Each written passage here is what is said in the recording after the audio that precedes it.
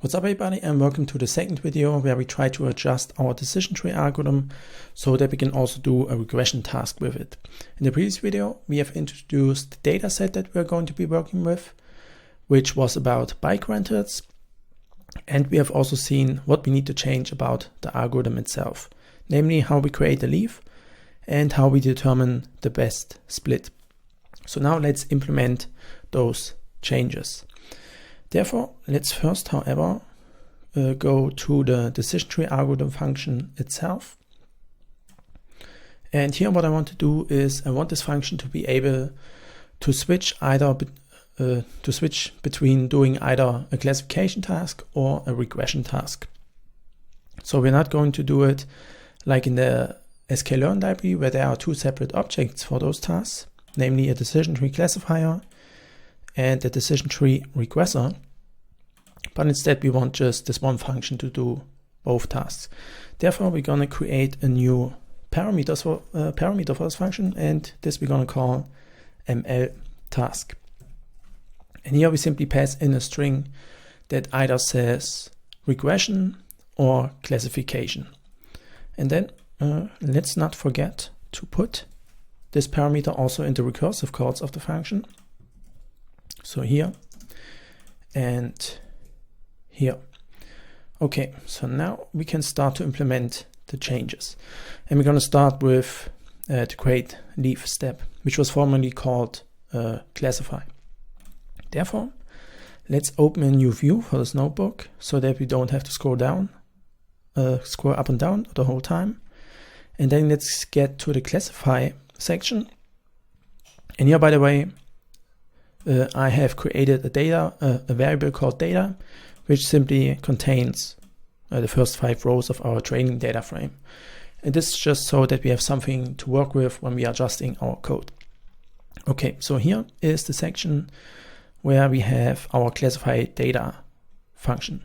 So let's first rename the section here to create leaf. And then obviously we're also going to call this function here create leaf.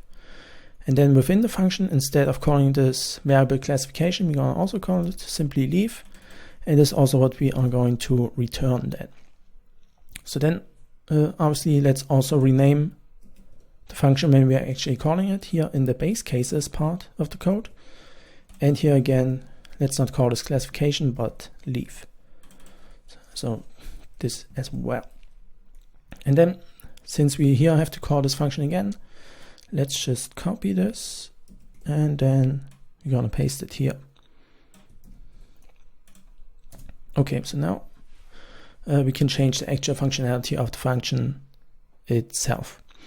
And as we seen in the previous video, how we create a leaf depends on if you're doing a classification task or a regression task. So therefore, obviously, then we need to know what task we are doing. So therefore, we're simply going to pass in this ML task parameter, decision tree algorithm function, as a parameter into this function here as well. So here and here. And then let's also add this parameter here in the definition of the function. And what we then do is after we create the label column, which simply contains all the values from all the rows of the last column, so of the label column. Here we're simply going to say then if ML task is equal to regression, then we're going to create the leaf simply by calculating the mean of this label column. So we're going to say mp.mean of the label column. And if the ML task is not regression, then we are obviously doing a classification task, and this then we do as we did before. So that's our function. So let's see if that works. So we're going to say create leaf for our data, and the ML task is first, let's try out regression. So here we get a value of 1259. And if we set it to classification, then we should get a different value, and we do. Okay, so this function is working. So let's now tackle the second thing that we need to change, namely how we determine the best split. So let's scroll down to that section, and it's this one here. So let's first rename it, not lowest over entropy, but determine best split. And as we have seen in the previous video, if you want to determine the best split for a regression task, we need to be able to calculate the mean squared error. So let's create a function for that. So we're going to call it simply calculate MSE. And here, just like for the calculate entropy function, we simply pass in our data and then return the mean squared error. So now let's have a look again at the formula of the mean squared error, and it's this one. And what we need are the actual values and then the prediction, so which was then simply the mean of those values. So since we need the actual values of the label column, let's just copy this line here, and then we're gonna paste it. And in this context, let's call these actual values. And then we're going to create the prediction. So we're going to say prediction equals mp.mean of those actual values. And with that, now we can calculate the mean squared error. So we're going to say MSE equals actual values minus prediction. So this is going to subtract the prediction from each of our actual values. This we are going to square then. Whoops. We are going to square that. Square. So those are then the squared errors. And of those squared errors, we want to have the mean. So we're going to say mp.mean. And that could basically already our function. But we have to make one more adjustment, and that's because we have to consider one edge case. Namely, in the code update video of this playlist, we adjusted our get potential splits function in such a way that we would allow splits that might lead to empty data. So the data that this function here gets might be empty. And therefore then this actual values array could be an empty array. And this will cause some problems when we want to calculate the mean of that array. So to see what happens, let's create an empty array. So we're going to say empty equals mp.array of an empty list. And then let's also print that. So as you can see, we get an empty array. And now if you want to calculate the mean of that array, then in this case we get a warning. So this wouldn't actually be that big of a deal because we are still getting a result back, namely another number. But for our empty array that we get in our algorithm, there's a slight difference. And to see what the difference is, let's print out the data again. And here we can see that the data type is object and not a float like we have for our empty array here. And I think it is object because we have not just only floats or integers, but we have a combination of different data types. So we have integers, floats, and booleans. So that's why I think we get this data type of an object. So now if we set the data type of our empty array to object, then we can see what the error will be. So now here the data type is object. And now if we calculate the mean of that, then we get an actual error, a zero division error. And this will then obviously break our code. So to get around this problem, what we're going to do is we're going to check if this actual values variable is empty. So we're going to say if the length of actual values is equal to 0, meaning that we then have empty data, then we're simply going to say that the mean squared error is equal to 0. And otherwise, we're simply going to calculate it as before. So this is now our function, and it should be working now. So let's test it. So we're going to calculate the MSE. Then we pass in just our regular data, and we get a mean squared error of over a little bit of 100,000. And now let's pass in an empty data frame. Therefore, an empty data. Therefore, let's filter this data here so that it is empty. And one way to do that is, for example, simply to check if the first value in each row is bigger than 1, because that's not the case for any of those rows here. So we're going to say, so we want to have all the rows and the first column, and here we want to see if the value is bigger than 1. So this will then give us an array of only falses, and this we can use to filter the data. So this is now empty data with shape 0 and 22, so 0 rows, 22 columns.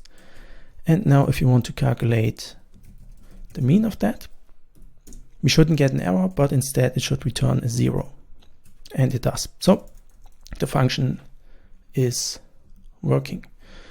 So now in the next step, just like we did for the entropy, we need to be able to calculate the overall mean squared error. Therefore, we could just copy this function here and call it calculate overall MSE. And then simply, instead of calling calculate entropy, we're going to call calculate MSE. But since that would be really the only change for this function, we're not going to create a separate function for that. Instead, we just adjust this function here so that it's able to either calculate the overall entropy or the overall mean squared error. Therefore, let's rename it. And we're going to rename it to calculate overall metric. And then let's also rename the variable in this name in the function here. So not overall entropy, but overall metric. This is also what we then return. And now to be able to either calculate the overall entropy or overall mean squared error, we create a new parameter for this function. And this we're going to call metric function. So here we simply either then pass in simply the calculate entropy function or the calculate MSE function. And that's then the function that we're going to call here. So that's already it, what we need to change about that. So let's see if that works. It's going to say calculate overall metric. And here for the data below and data above, we're going to pass in simply our data twice. It doesn't matter for now that they are the same, because we just want to know if the function is working. And then we're going to say metric function is first calculate MSE. So here again we get an MSE of over a little bit of 100,000. And let's see if we get a different results for calculate entropy and if the function is working. So we do.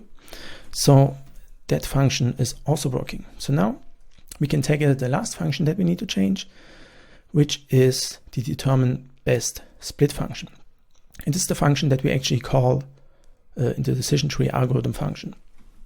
And again, as we have seen in the previous video, how we determine the best split depends on if you are doing a classification task or a regression task. So again, here in this function, we need to be able to know which task we are doing.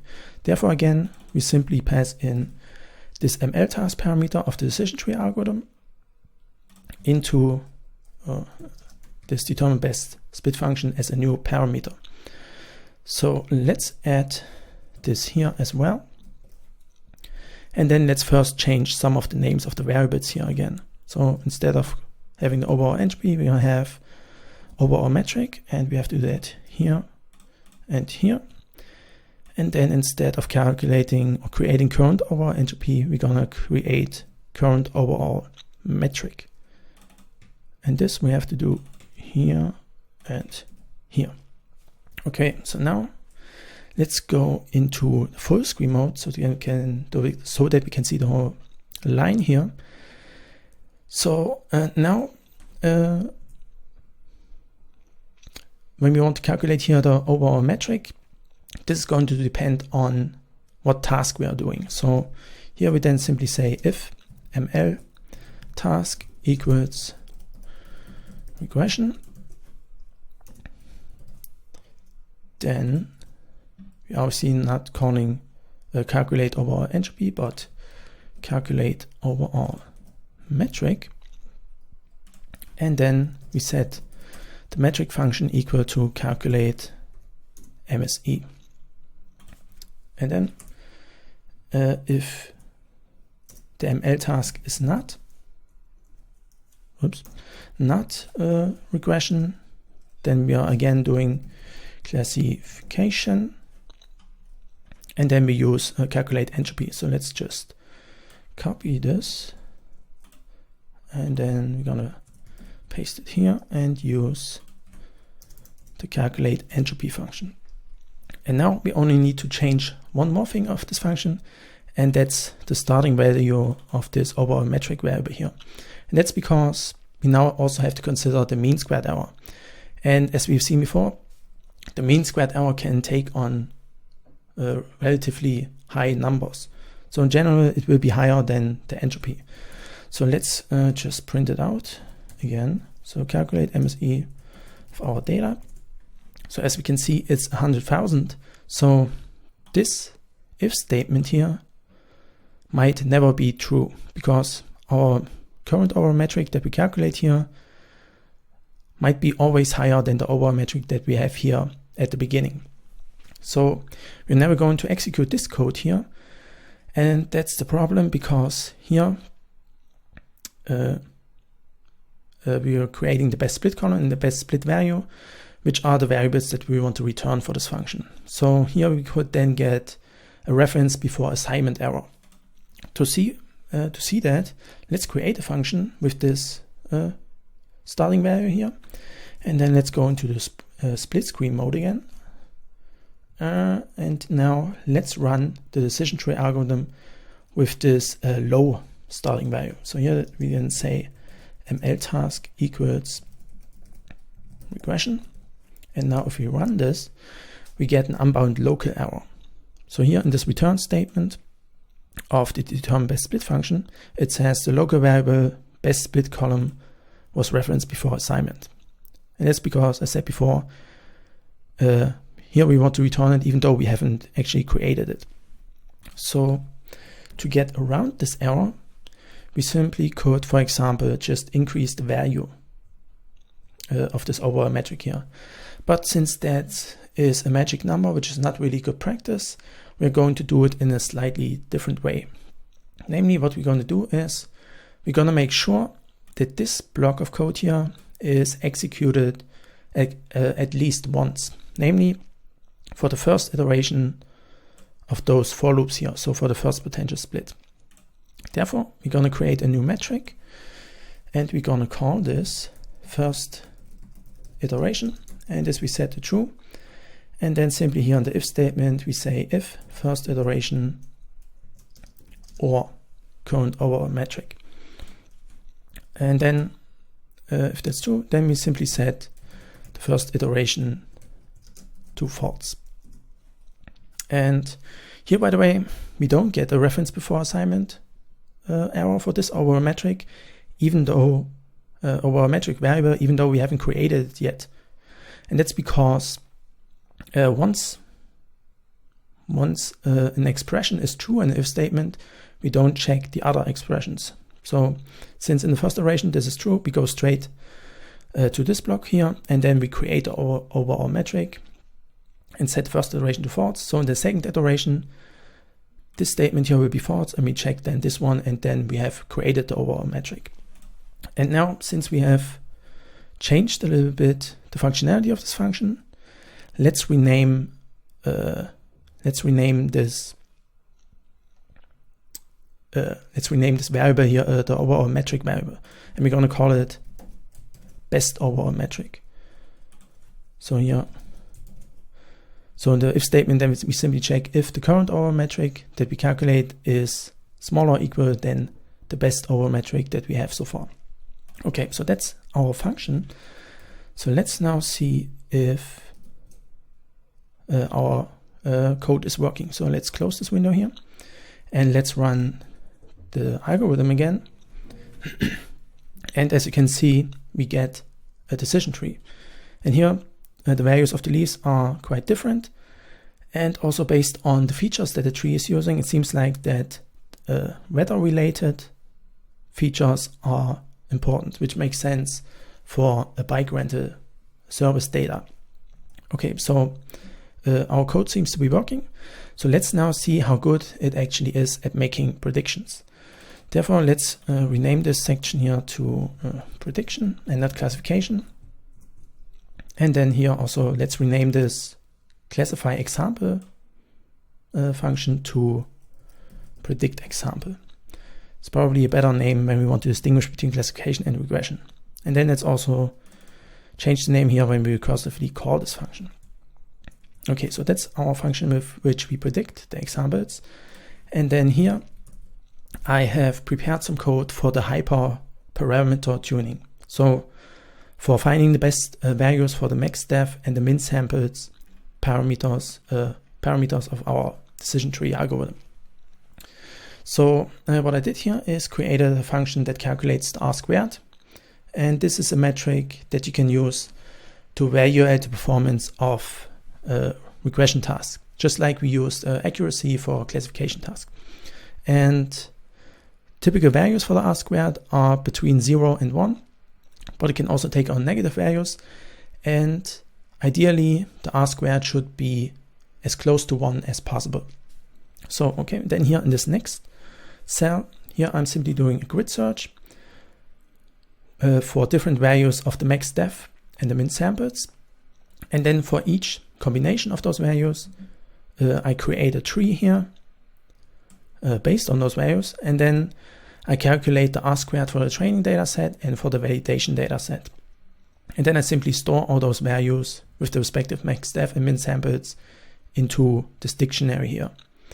And that dictionary then I transform into a data frame, which I then at the end here sort in such a way that the R-squared of the validation set with the highest value is at the top, because that's what we want. We want the R-squared value of our validation data set to be as high as possible.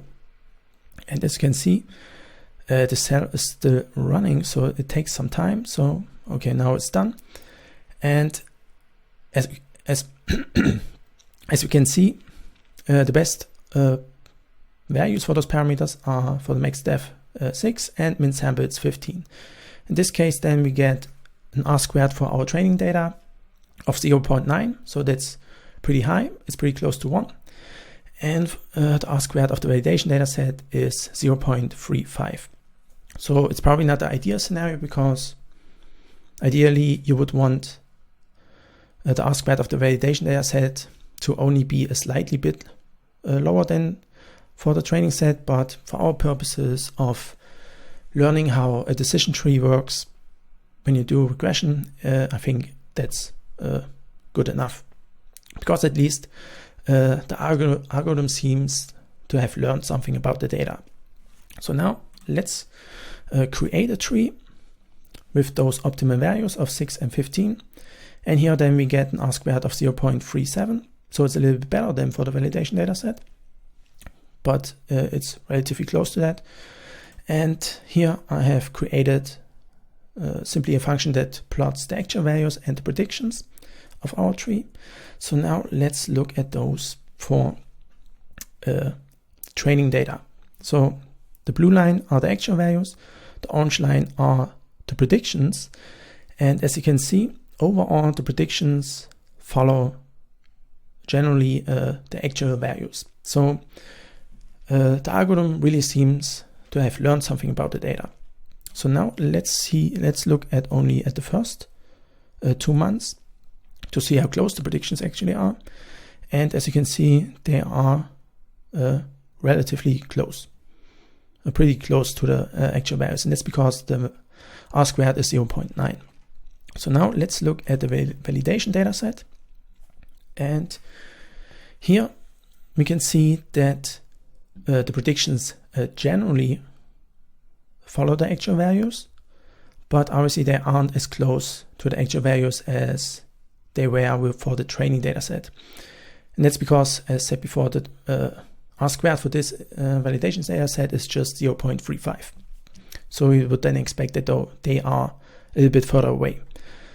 But we can clearly see that the algorithm has learned something about the data and doesn't just predict nonsense.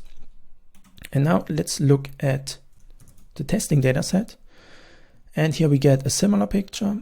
It generally follows the actual values, but they aren't as close as they were for the training data set. But I think it's pretty safe to say that our code is working and that the algorithm is learning something about the data. So now, lastly, let's quickly check if the algorithm is still working for a classification task. So here I simply load in the iris flower data set, and then I split it into a training testing data set. And then here I create the tree. So that's the tree that we get. And then let's calculate the accuracy for that tree, and it's still 95%. So our algorithm is also still working for the classification. And with that, we have come to the end of this video, and that's how you can code a decision tree from scratch that is capable of either doing a classification task or a regression task. So thanks for watching, and hopefully I'll see you in the next video.